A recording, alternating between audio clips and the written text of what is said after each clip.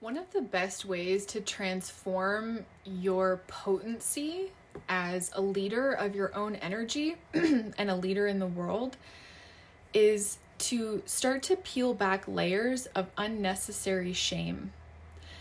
What I mean by this is that when we become aware of what is going on within us, what we tend to do is approach healing and approach personal development from a place of self-hate or from a baseline of trying to get to some goal that is actually not even possible or realistic or even self-loving.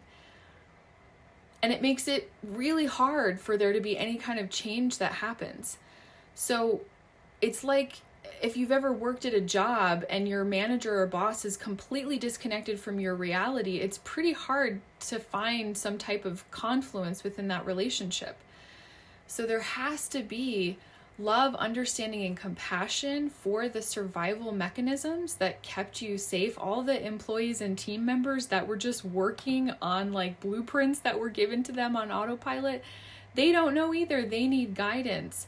And these parts of your system internally and these parts of us in the world need guidance from someone who understands them and can truly act in the best interest of that